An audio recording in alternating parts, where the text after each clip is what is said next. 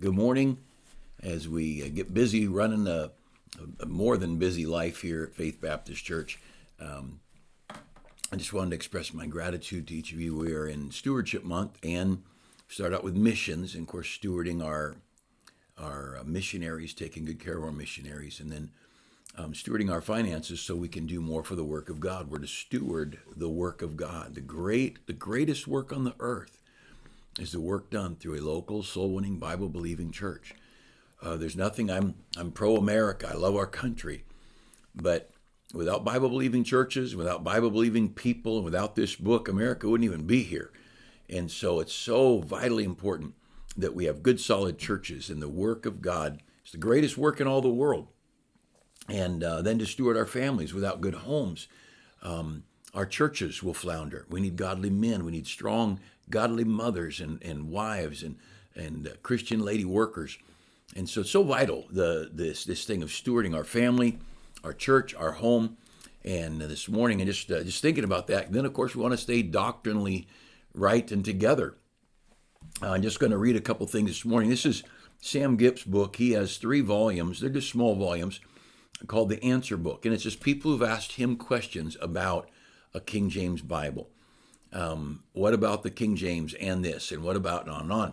And so he put the Answer Book together. Then he put volume 2. This is the second one. Then he put a third one together. And a lot of them, they're questions only pastors and people who are, a little more scholastic in their study will need. The average person might not. But they're all good questions and answers. And maybe you know somebody who's struggling. I'd always start with volume 1, because that's the questions that more average people would ask. Each volume gets a little bit more detailed and for most of the questions. But this one here, number of questions, he deals with question number 63. So there's 62 in volume 1. This is 63 to 90. And there's some longer ones. But I want to read just a preface to one. Here's the question. Aren't we moving near to having a perfect Bible with each new version? So as new versions come out, new versions come out. And I'm just going to read a little bit. Modern versions exhibit progressive degradation with each edition of the same version. Bible publishing houses love to trumpet their latest money-making hope as being easier to read, closer to the originals. This is, of course, an insincere and nonsense. They couldn't care less about their newest version being easier to read, free of archaic words, or closer to the original autographs. They care about making money. The other half of the Bible-making industry are those select few professors, professional textual critics, who do the translating work, and they portray themselves as earnest purveyors of biblical truth, who are ever fine-tuning their works to eliminate the remaining flaws, producing as close to a perfect and reliable translation as possible. That's all baloney. There's one group of people who do what they do to make money, another group of people who do what they do because they love everybody asking them what the Bible means. So look, you're better off just reading your Bible and believing what it says. And there are on occasion, of course, verses that you think, I'm not sure what that word means, I'm not sure what that colloquialism means or whatever. And don't worry about that. Just keep reading your Bible. You will find the Bible defines the Bible 9 times out of 10. But the point is, there are a group of people, they love to be able to say, well, in the original language, or the Greek or Hebrew word here says. And what they're doing is they're trying to get you to follow them because you are stupid and you don't know Greek and Hebrew like they do. And my my thought is, you look up any word in an English dictionary, and just about any word you look up, it's going to have multiple definitions. Hot.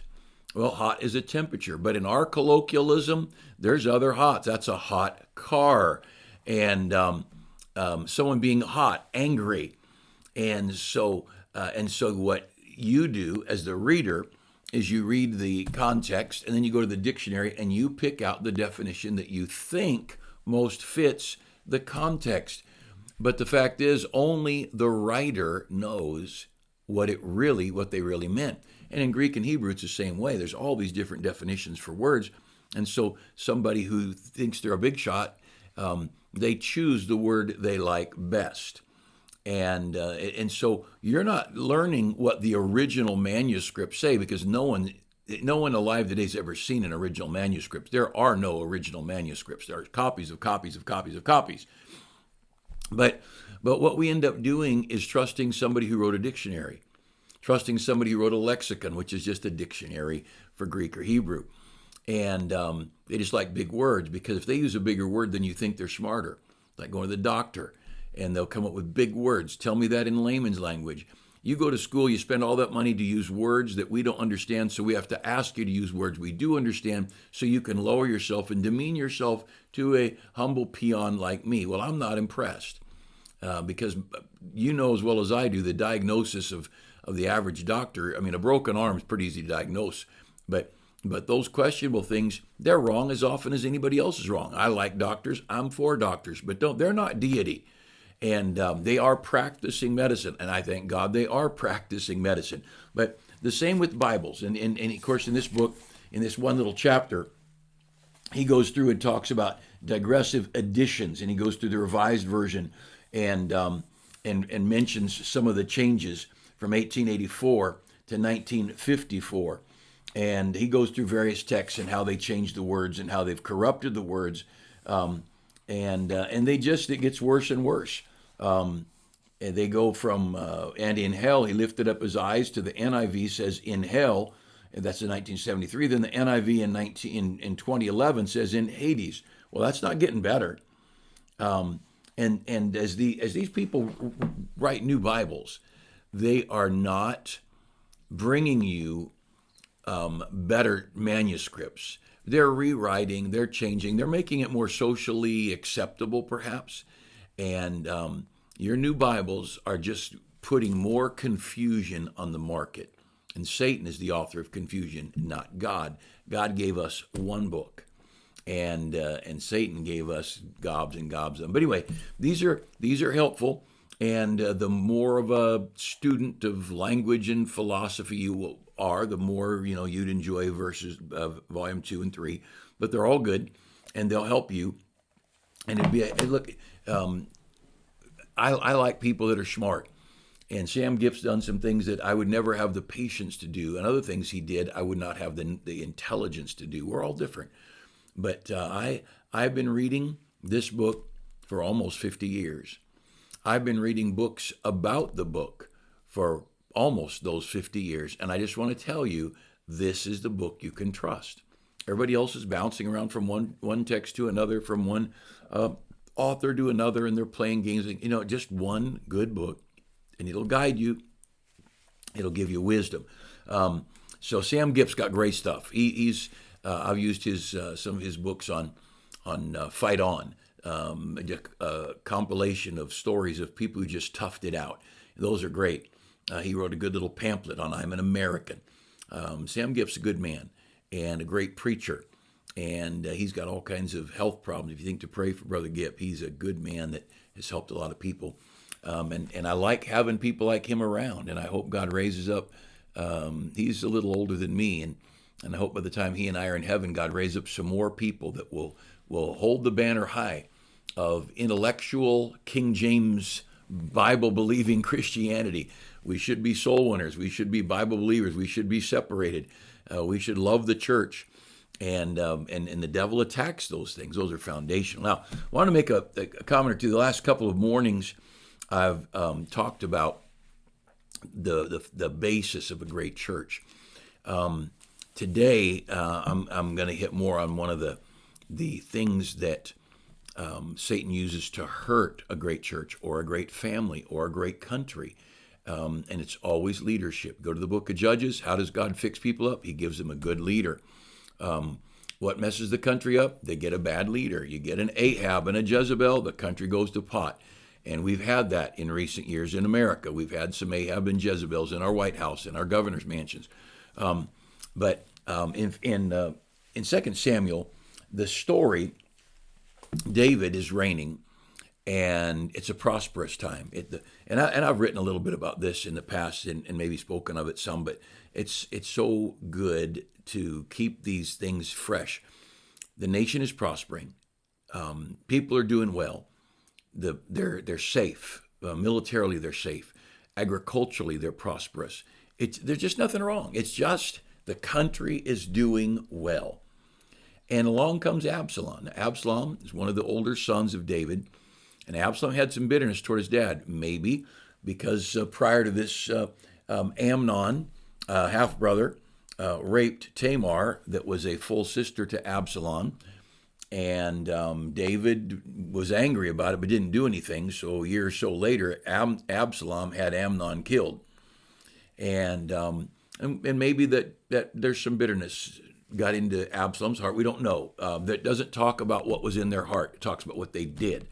And but whatever it was, Absalom took care of the problem with Amnon. Now, you get along a little bit further in Absalom's life, and he starts winning the hearts of the people, drawing them away. Oh, if I was the judge in the land, and if I was the deputy out here, I would do this for you. And little by little, he pulled the people away. And look, critics of authority do it subtly. If you'd have asked somebody, give me some things that make David a bad king, a bad leader, they wouldn't be able to tell you anything, because the kingdom was fine. Of course, there's sinners in the kingdom and there's weaknesses and all, but the kingdom basically was a prosperous kingdom. But Absalom wanted to be the big shot.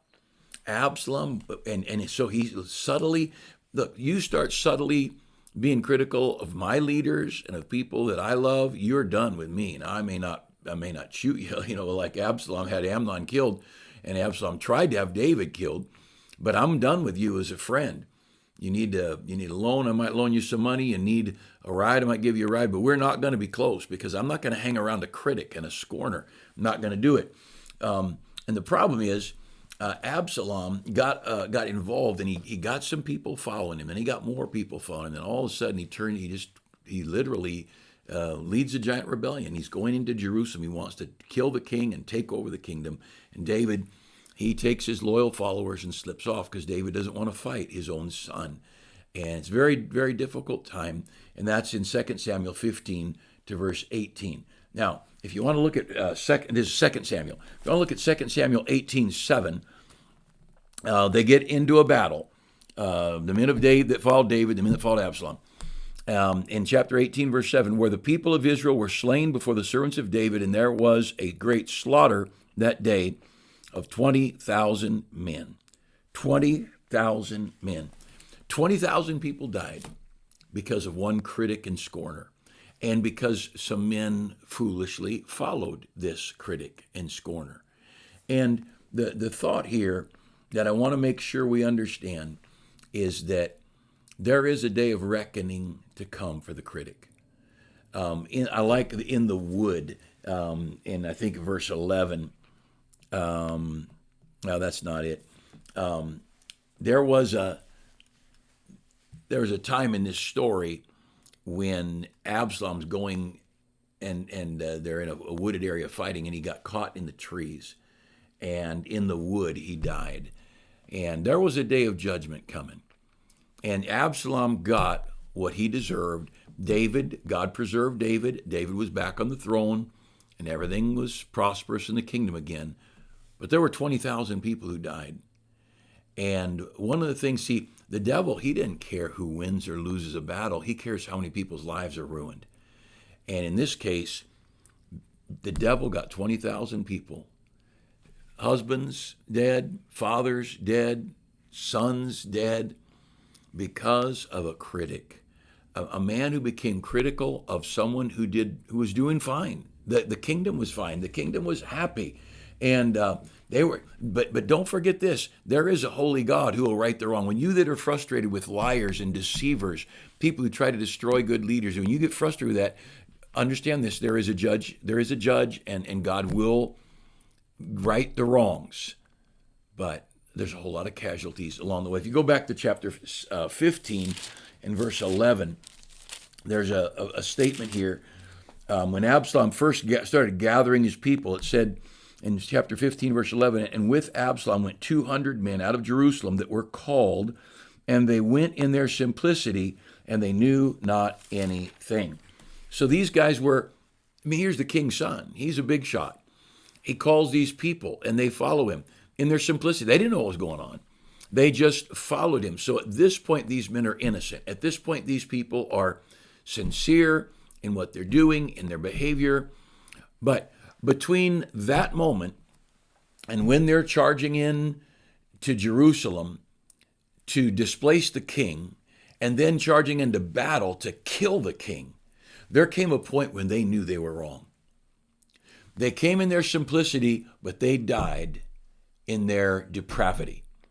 They came at an innocent call that was there not to be blamed for.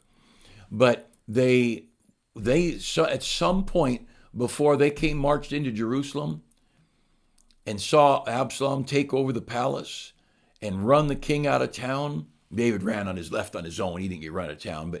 But somewhere between these two events, those guys knew.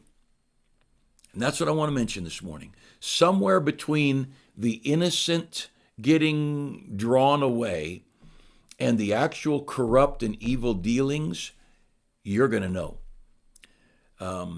The people who, I mean, when Hillary Clinton had a private server with government secrets on it, and she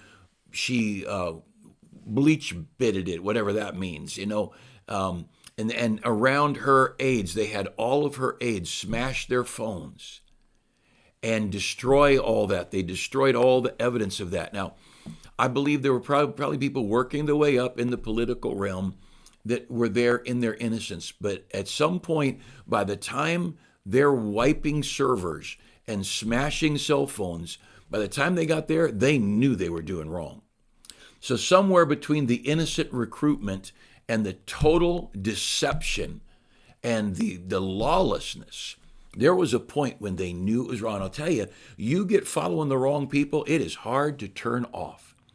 You get following the critic, and see, your own pride will keep you from doing it. Well, I don't want to embarrass myself and go, turn and walk away, and then I'll prove that I was an idiot. Well, you are. You're not an idiot. You just followed the wrong person. Who hasn't followed the wrong person for a little while? Have enough good sense to turn from them. Don't, just because you started following someone doesn't mean you need to die with them in the wood. And these people that you hear about wrongdoing in the White House, and this person, they're senators, they're congressmen, they're president or whoever, and they have their aides and they have their helpers, and you're and you're being taken advantage of, morally or otherwise, and they start asking you to do things that you knew were wrong. When you first wanted into that political sewer, which I can't even imagine my kids being thrown into that mess in Washington, D.C. But so some young people with earnest, sincere hearts wanted into that. There came a point they knew. They knew this is wrong. What's going on here is wrong. And the question is, do they have the grit to turn away and walk out? Yes, Absalom died in that story, but 20,000 men lost their lives because they followed Absalom. You take it to a church. You may be talking with somebody and they get grumbling. Well, nobody around here cares. Nobody loves us, and I had this happen, I had that happen. You're listening to a grumbling critic or a scorner. You're listening to a poochy lipper. You're listening to a pouter. And you're going to have to make a decision. And you might, in your innocence, try to befriend them and try to help them. Hey, everything will be all right. And we're all sinners, and you're trying to explain to them. Be very careful that you don't get following them down that road, because at some point, I know people who have gotten out of a good church because of the people they heard, people they talk with, people they listen to, and at our church, people that were Sunday school teachers, people that were regularly winning people to Christ, people that taught or preached in rest homes and jails, and people that, there's going to be many people in heaven because of their influence, and they got listening to the wrong person, and they turned and they followed that wrong person. Now, they didn't die physically, but they died spiritually. No longer are they leading people to Christ. No longer are they teaching a Sunday school class. No longer are they involved in jails and rest homes. And no longer are they a part of big days where we go out and we'll see 1,000 people saved in a day. No, they've spiritually died, and they sit there in the wood, and they sit there with no spiritual victory. But the embarrassment of saying, "What was I ever wrong?" They can't handle that. And can I tell you, nobody thinks less of someone who mans up. I mean, I look at the mainstream media and I think you are the biggest bunch of lying, corrupt people, but I'm waiting for the day some big name person says, we lied, we hid information, we pursued wrong information. I think it was Zuckerberg who said they were putting pressure on us, so we at Facebook or whatever it was, I can't remember who it was, but we covered information, we pushed this aside, we lifted this up, and now I'm not saying I admire him. I don't know anything about the guy, but it appears that he at least came clean, and no one hates a person like that. None of us have ever gone through this life and not had someone turn us on an angle of stupid. But to go to the woods and die, that is on you. That's not on the person who misled you. The person who misled you may have pulled you aside. Once there came a point from when you were a Sunday school teacher, a busy worker, enjoying preaching and church, and again, there's people all over America, in churches all across America that I talk with about things like this.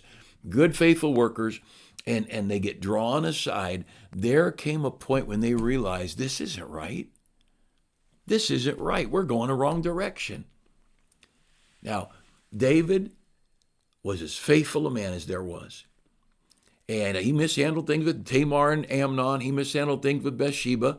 But as far as we know, he got those things right. That's between him and God, not between you and me. He sure wrote a lot of Bible, and God used him. But David was a good man with a love for God. And to let someone these people let Absalom pull them away, they didn't know where they were going. They just thought, oh, this young charismatic leader, and he has this long, pretty hair. He's this cool dude with the long ponytail, and it's crazy that you follow people like that. Absalom never built a hot dog stand. Absalom never built a city. Never ran in anything. Didn't even have children. He built a tower that's called Absalom's Place, Absalom's Tower. It's still right outside Jerusalem, down in the valley of Kidron, if I remember right. He had nothing. He didn't even have a family. Why would people turn from this great, godly, blessed leader and no, he wasn't perfect, and you're never going to have a perfect leader. No one will be as perfect as you are. But they followed a nobody. I'm amazed. I've seen people follow someone they did not even know. But he talked well, and he had a lot of information.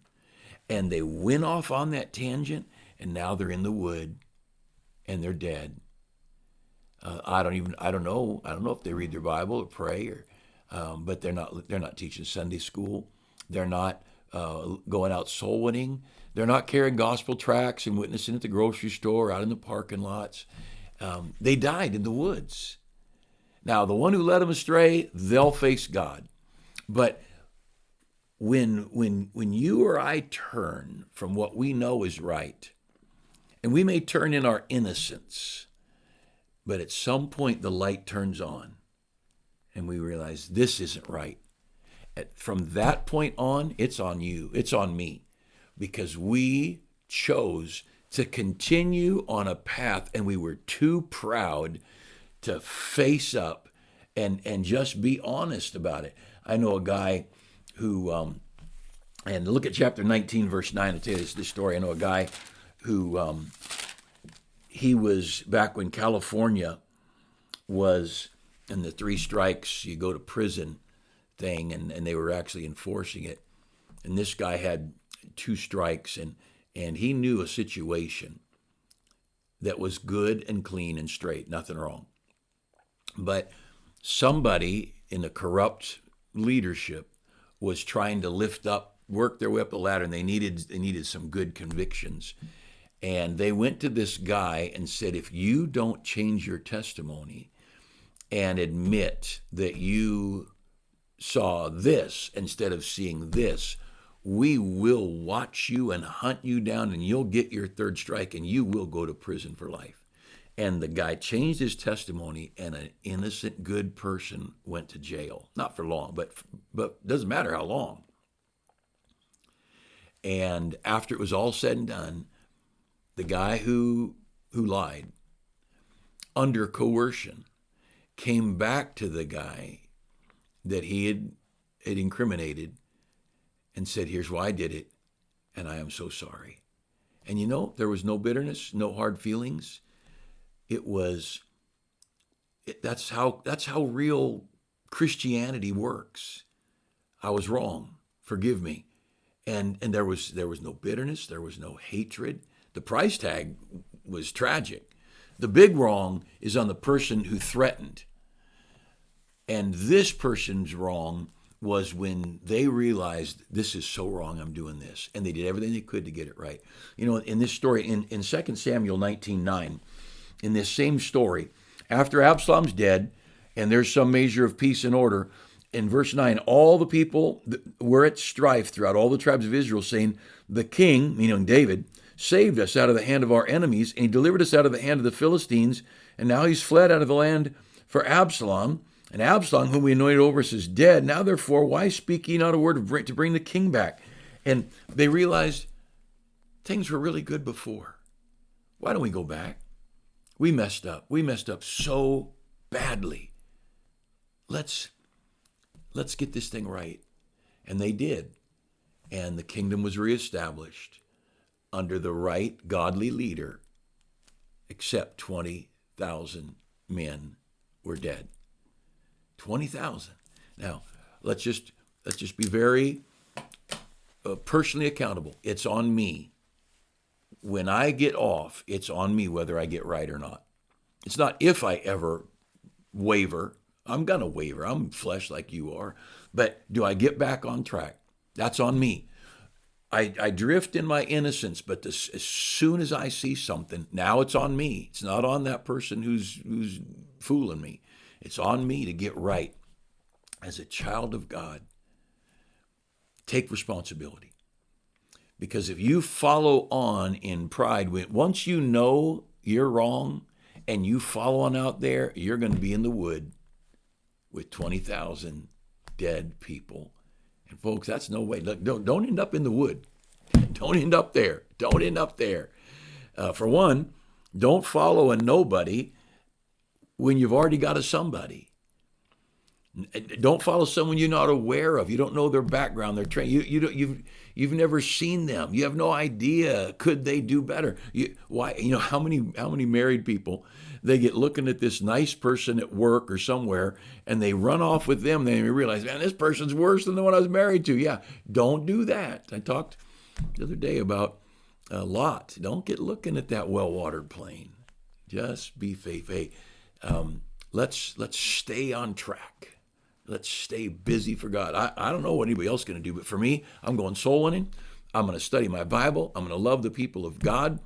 I am going to be busy trying to build my Sunday school class. I'm trying to see people saved and baptized. I need $2.8 million. We have got work to do around here and a new building to put up. Our building's full. Wednesday night and Sunday nights, it's full. We need building. If somebody's watching this, listening, and you've got some money, we'll take it. And I'm praying for $2.8 million. And I don't know if that's exact. That's my guesstimate of what I need. But I am not dead yet. And I'm going to be building for God, working for God, serving God right up by His grace till they throw dirt on me down in the grave. And then we get to rest. But until then, let's work till Jesus comes. Hey, have a great day.